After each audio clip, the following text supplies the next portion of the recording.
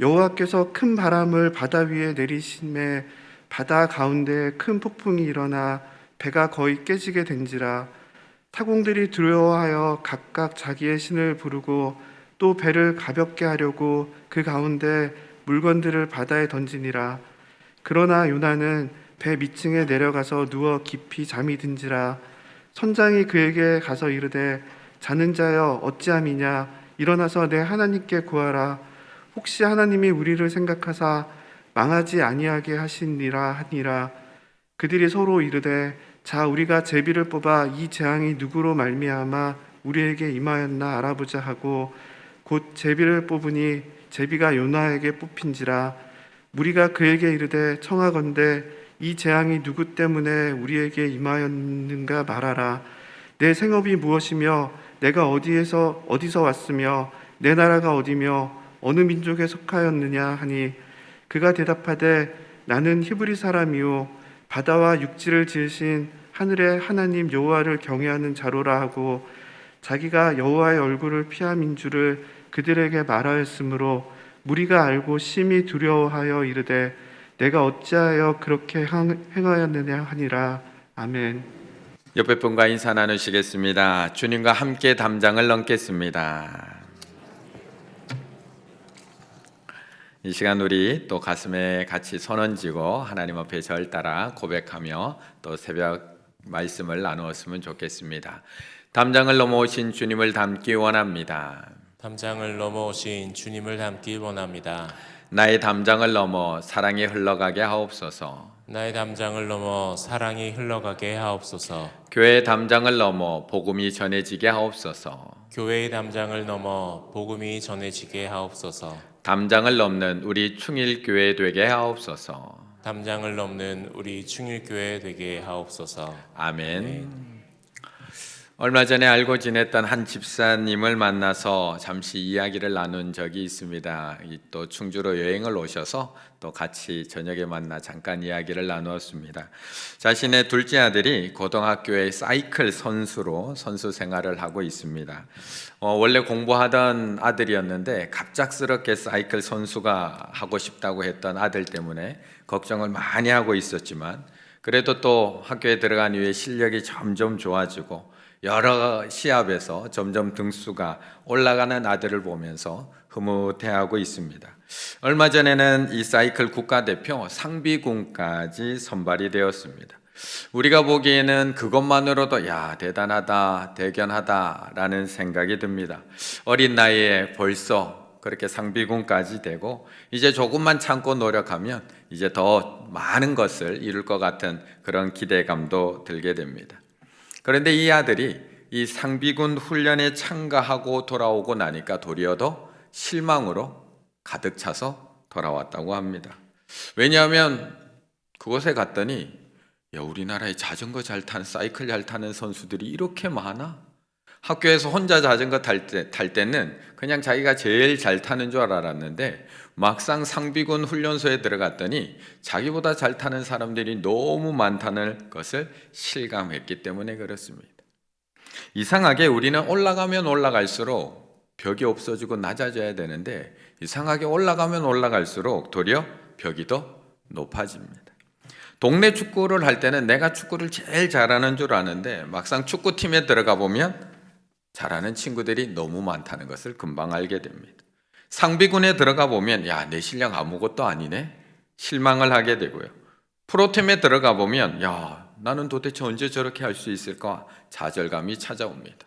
유럽팀에 들어가면 야, 지금까지 나는 뭐 하고 있었을까?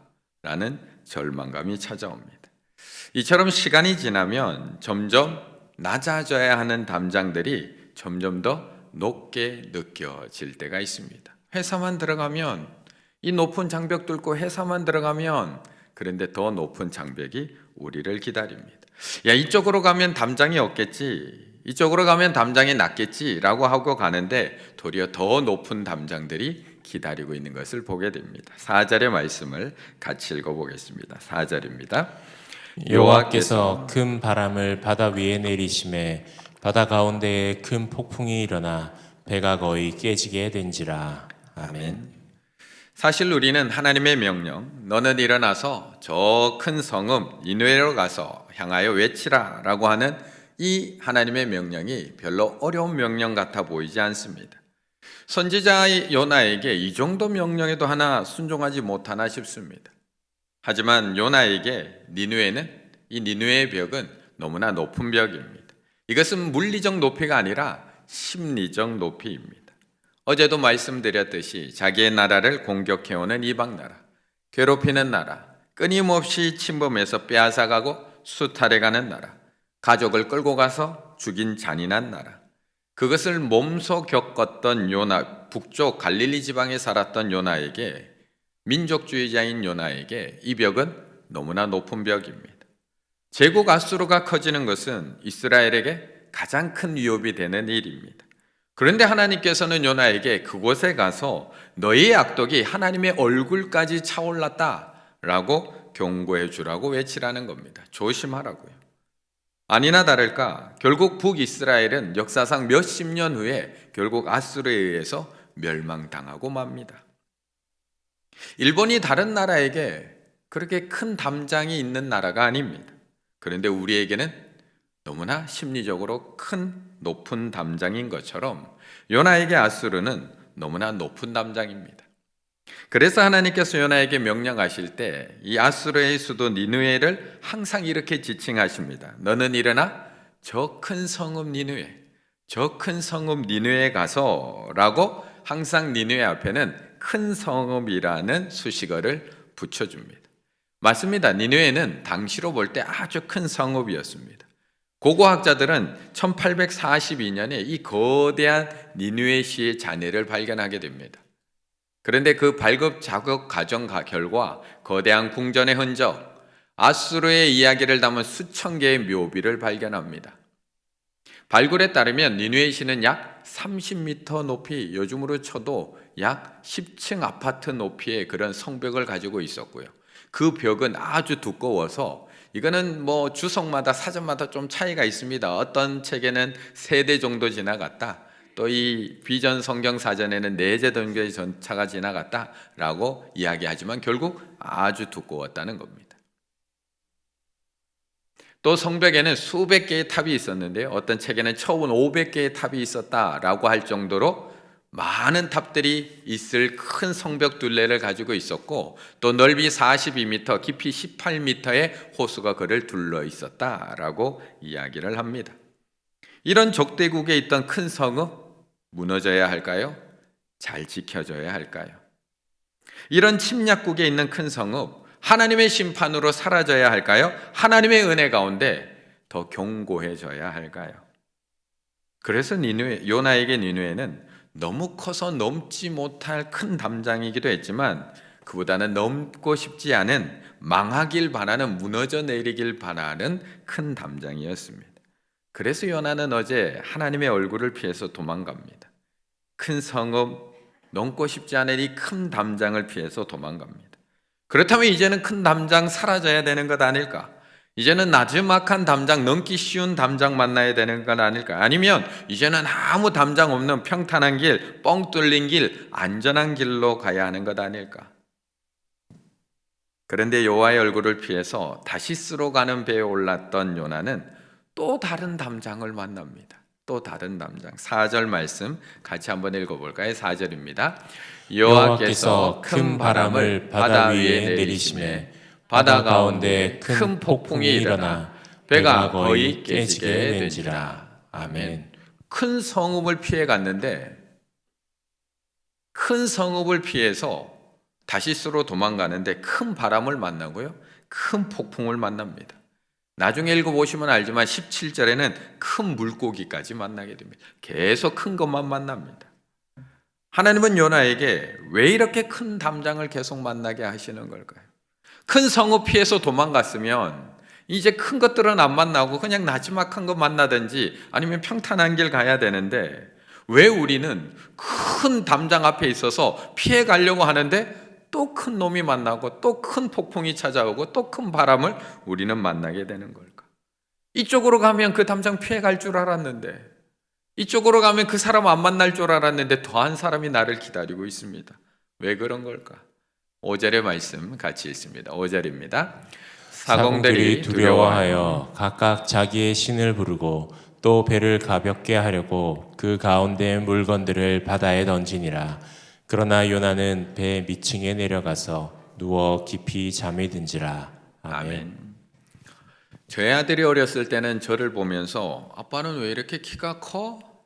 라고 물었습니다. 제 키가 2m가 조금 안 되기 때문에 우리 아들이 충분히 그렇게 물을 수 있습니다. 그런데 요즘은 저희 아들이 키가 커서 저를 내려다봅니다. 그리고 저한테 묻습니다. 왜 이렇게 작아졌어? 이렇게 묻습니다. 사람은 상대적입니다. 내가 어렸을 때는 그렇게 커 보이던 운동장이 다 커서 거기를 가보면 왜 이렇게 작아 보이는지 모릅니다. 그렇다면 요나 앞에 있는 큰 성읍 니느웨는 정말 요나가 넘기에 너무나 큰 성읍이었을까요? 아니면 요나가 한없이 내려가고 있는 게 문제였을까요? 우리에게 있어서 우리 앞에 있는 담장이 너무 높은 게 문제일까요? 아니면 세상 앞에 너무 작아져 있는 우리의 신앙이 문제인 걸까요? 오늘 본문의 요나는 계속해서 내려갑니다. 어디까지 내려가는지 계속 내려갑니다. 3절. 그러나 요나가 여호와의 얼굴을 피하려고 일어나 다시스로 도망하려 하여 어디로 내려갔다고요? 요바로 내려갔더니. 그리고 맨 뒤에 보면 다시스로 가려고 뱃삭을 주고 배 올랐더라 라고 말씀을 합니다. 하지만 원어를 살펴보면 요바로 내려갔다. 여기서 쓰인 내려갔다가 야라드라는 원어를 씁니다. 내려갔다. 그런데 배에 올랐더라. 우리가 읽기 쉽도록 배에 올랐더라 했지만 이 올랐다의 원어도 야라드, 내려갔다라는 원어를 쓰고 있습니다. 본문에서는 요나가 어떻게 내려가는지를 우리에게 원어에서는 계속 보여주고 있는 겁니다. 요바로 내려가더니 뱃삭을 주고 땅에서 배로 또 내려갑니다. 본문의 이 요나의 신앙 어디까지 내려갈까요? 계속 보여줍니다. 5절, 오늘 방금 읽었던 5절의 말씀. 그러나 요나는 어디까지 내려갔어요? 배 밑층에 내려가서 누워 깊이 잠이 든지라. 사실은 여기서 말하는 깊이 잠이 든지라의 잠이 든다라는 것도 잠에 떨어지다라는 단어를 사용합니다. 원어에서. 거기다가 6절에 2장 6절입니다. 2장 6절에는 내가 산의 뿌리까지 어떻게 됐다고요? 내려갔사오며. 그 바다 가장 깊은 곳, 물고기 뱃속에서 바다 가장 깊은 곳까지 내려가 있는 요나를 우리에게 보여주는 본문이 바로 이 요나서입니다. 하나님의 얼굴을 피해서 도망 내려가기 시작한 요나는 계속 내려갑니다. 요바로 내려가고요, 배로 내려가고요, 배 밑층 가장 아래로 내려가고요, 잠 가장 아래로 떨어지고요, 거기다가 물속의 뱃속까지 끝까지 한없이 내려가고 있는 요나를 보여줍니다. 지금 배는 난립니다. 큰 바람, 큰 폭풍을 만나서 난립니다. 거의 배가 깨지기 지경입니다. 선장, 사공, 뱃사람들 어떻게든 배를 한번 살려보려고 배에 있는 물건들은 바다에 다 던지고 있습니다. 큰 폭풍을 만나서 맞서 싸우고 있습니다. 그런데 정작 깨어 있으면서 싸워야 될 요나는 배 밑층에 내려가 누워 깊이 잠에 떨어져 있습니다. 이런 요나에게 어떤 담장이 커 보이지 않을까요? 어떤 파도라고 두렵지 않을까요? 어떤 바람이라고 강해 보이지 않을까요? 바닥까지 내려가 있는 사람에게는 모든 것이 크고 두려울 수밖에 없습니다. 그런데 그게 모든 사람이 다 이럴까요? 큰 바람을 만나고 큰 광풍을 만나면 다 이렇게 될까요? 아니요. 성경에 보면 똑같은 광풍을 만났지만 전혀 다른 반응을 하는 믿음의 사람들을 우리에게 보여주거든요. 사도행전 27장 24, 25절. 바울이 두려워하지 말라. 내가 가이사 앞에 서야 하겠고 또 하나님께서 너와 함께 항해하는 자를 다 너에게 주셨다 하였으니 그러므로 여러분들이여 안심하세요. 나는 내게 말씀하신 그대로 되리라고 하나님을 믿습니다. 똑같지 않습니다. 똑같지 않습니다. 요나에게 니느웨가 큰 성읍이었다면 바울에게 가이사 황제가 있는 로마는 얼마나 큰 성읍이었을까요? 요나가 만난 바람과 폭풍이 큰 태풍이었다면 바울이 만난 유라굴로는 얼마나 큰 광풍이었을까요?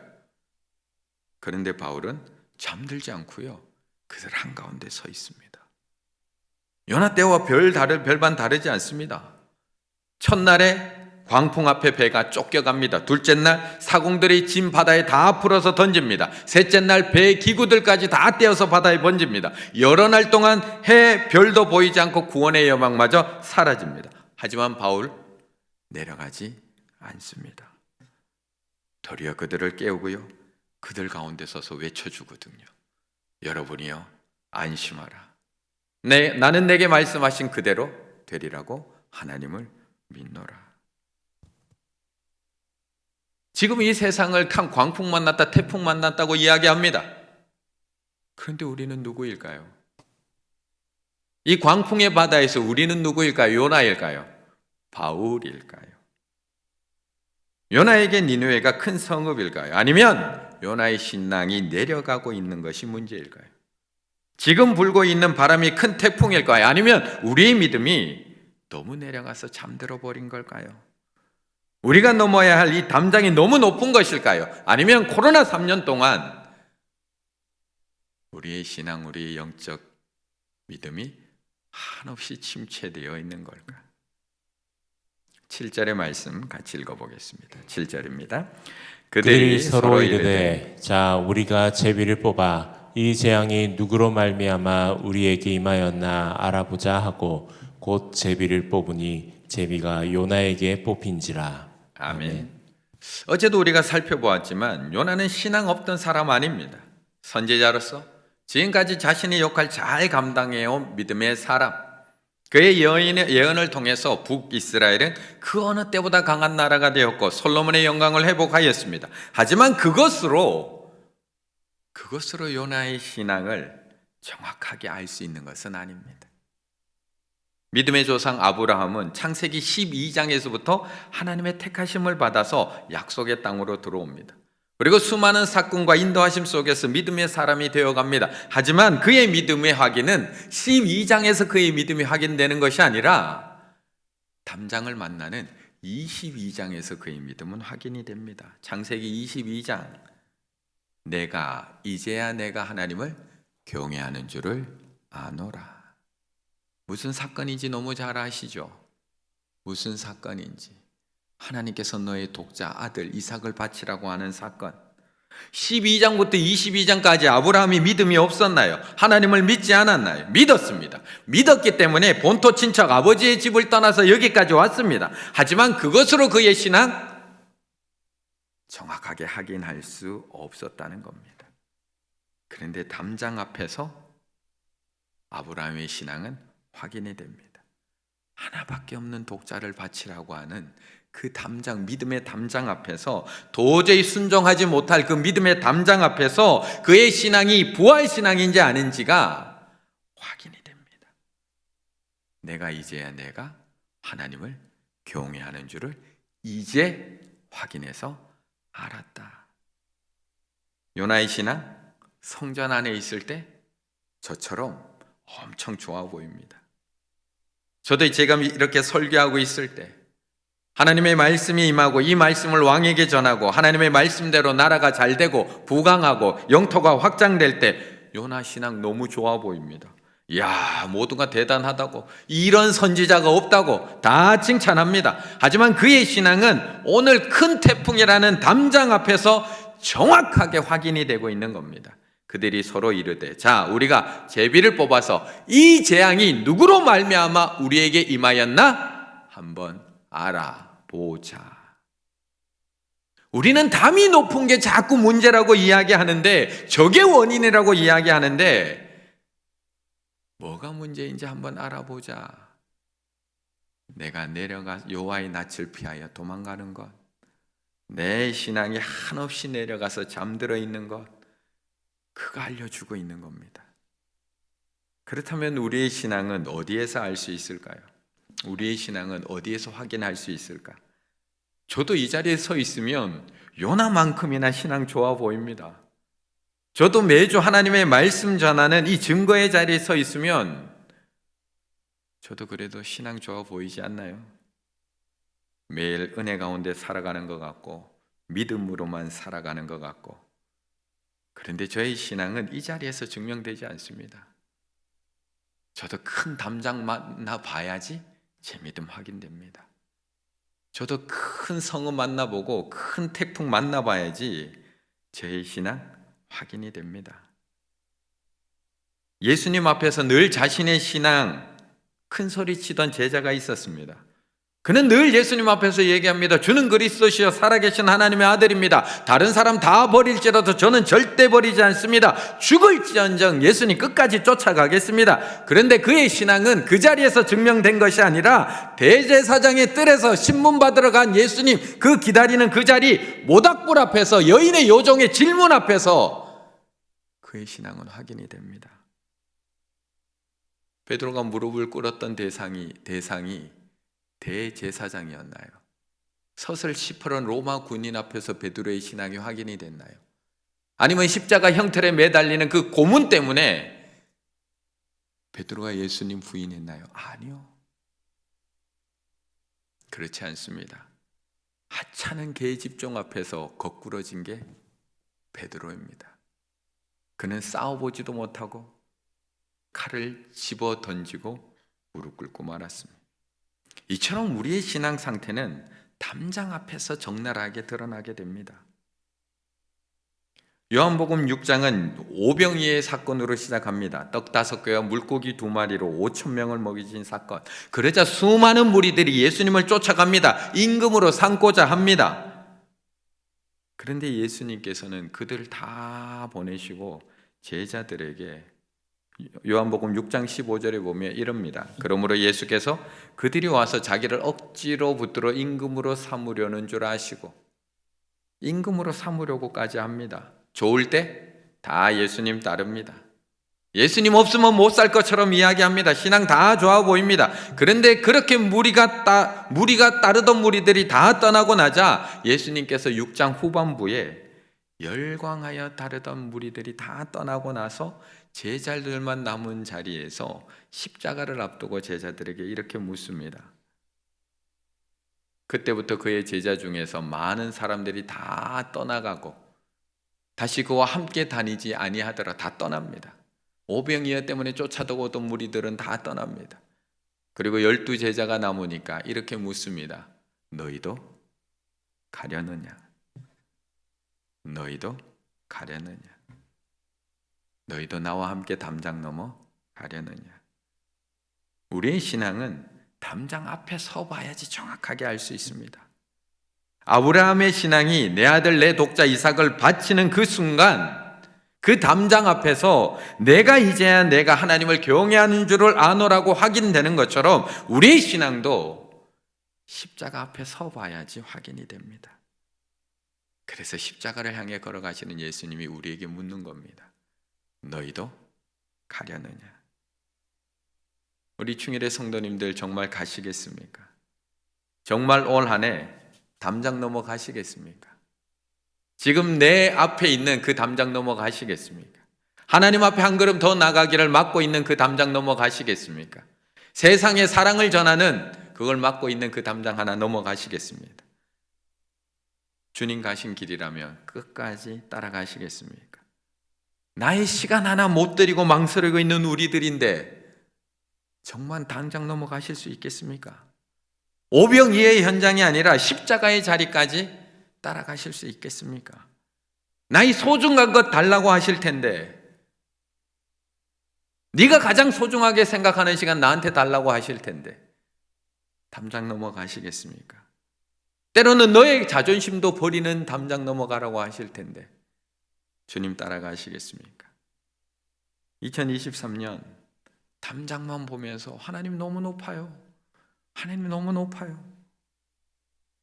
라고 고백하는 것이 아니라 그 담장 앞에서 지금 내 영적 상태, 나의 믿음의 상태가 어디까지 내려가 있는지, 내가 예전에는 저는 거 보고 두려워하지도 않았는데 교회 일 보고 조금도 두려워하지 않았는데 나는 요즘 왜 이렇게 두렵지? 왜 교회에서 뭐 하라고 하면 왜 이렇게 힘이 드는 거지?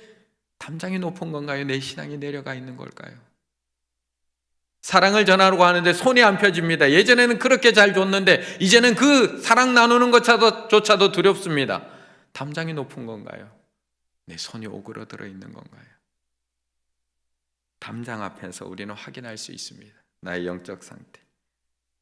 하나님께서 주신 이 담장 앞에서 지금 나의 신앙의 상태가 어떤지를 다시 한번 점검하시고 다시 한번 주님과 함께 자리에서 일어나 그 주님과 함께 담장을 넘어 너희가 나와 함께 가려느냐, 그 하나님 앞에 질문하며 끝까지 주님과 함께 십자가를 향해 걸어가실 수 있는 우리 충혈의 가족들 다 되시기를 간절히 바라겠습니다.